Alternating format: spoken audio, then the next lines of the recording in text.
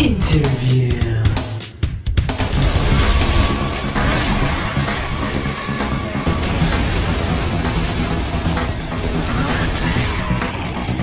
So in Gears of War 3 multiplayer, we have a new mode, which is new to the franchise, but not new to the shooter genre of Team Deathmatch. And it's important to note that when we put things into Gears, we twist them our own certain way to make it kind of Gears-like.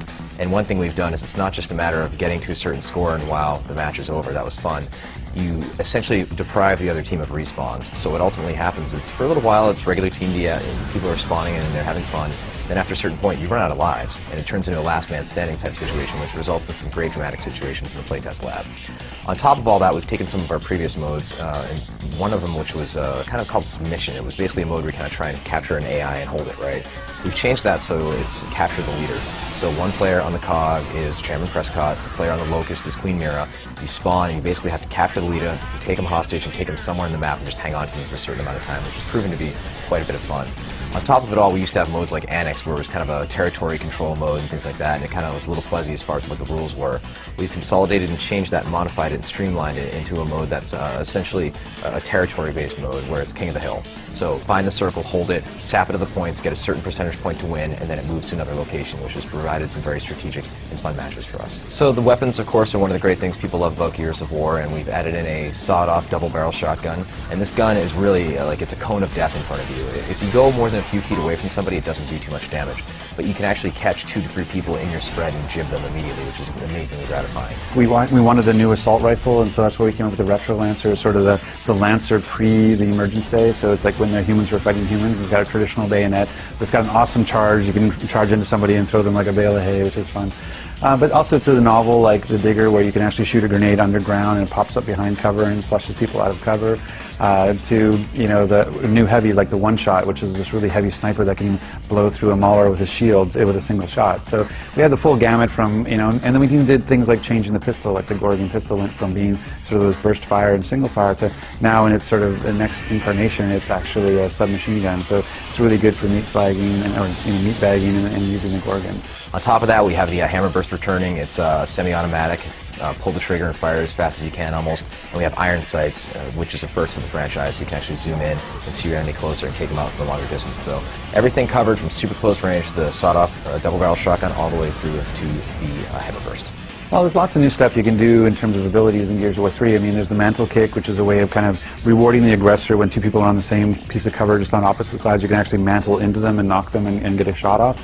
But there's also things like, with the Retro Lancer charge, we've got things like being able to spot now, where you can spot an enemy for your teammates and call out that you see an enemy. The new TACCOM has new things you can see. You can actually spot, go to a new map and find it where the power weapons are going to spawn right away. There's all kinds of sort of layers we've added into the core gameplay, which just made it that much easier to play in terms of a new player coming to it, but also even deeper too for core players. And then on top of all of that, what we've done is we've added our executions in a way that we wanted them to be unlockable. We wanted them to be something you earn for prestige and that you use to gain extra experience. And by doing that, we decided to have people earn them back. So we basically pulled all the executions away, and then you unlock them as you use particular weapons. But what it does mean is that every weapon has its own unique execution now, unlike Gears 2, where there's kind of hit or miss. So some of the characters we have that are playable in multiplayer, we haven't really announced the final set as far as the actual number of them. You can play as the Locust Queen in multiplayer now. She's gone from kind of her regal type of dress to like battle armor now, and she's in there with everybody else kicking butt. Females are very well represented in this game now. You have Anya, who of course was the dispatcher previously in the game, and now she's a tough soldier, seeing as it's been 18 months since the last game. You also have Sam Byrne, who's another really, really tough female, kind of has a slightly darker complexion, has a little bit of an attitude, voiced by Claudia Black, of course, who's just a wonderful voice actress.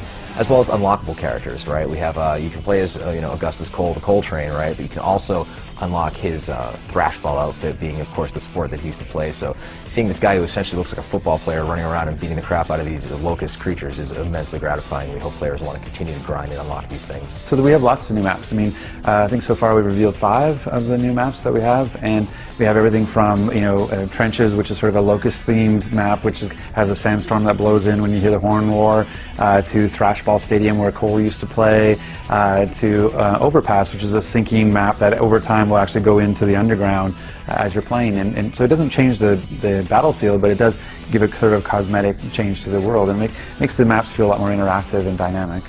Bam.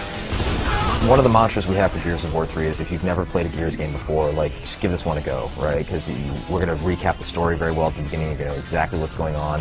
When you get into the online space, we wanted to make sure that it wasn't just, welcome to Gears, here's a shotgun to the face, now wait 3 minutes to play again for that same experience.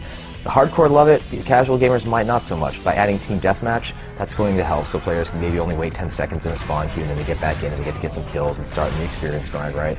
On top of all that, we were putting in a feature that I think might be slightly controversial, but I think is going to help the game in the long run. It's kind of a newbie assistance to the game, whereas we detect if you've never played Gears 1 or Gears 2, have no achievements, get a little bit of help for your first 10 kills, get a little bit of extra health, get a little bit of a damage boost, so you can give them a little bit of the taste of how good it feels to take somebody down in the Gears world. So hopefully, by the time this thing eventually wears off, the training wheels are off and they can kill everybody else with equal skill.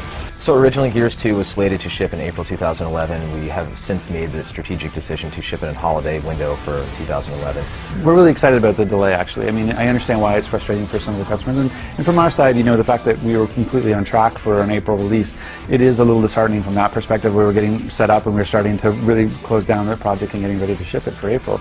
But at the same time, there's a huge opportunity here, which is, you know, betas are not trivial. There's a lot of work to getting, you know, to go through cert and has to be polished enough to be able to get there, because everybody sort of treats it as a demo nowadays. It's not just a beta.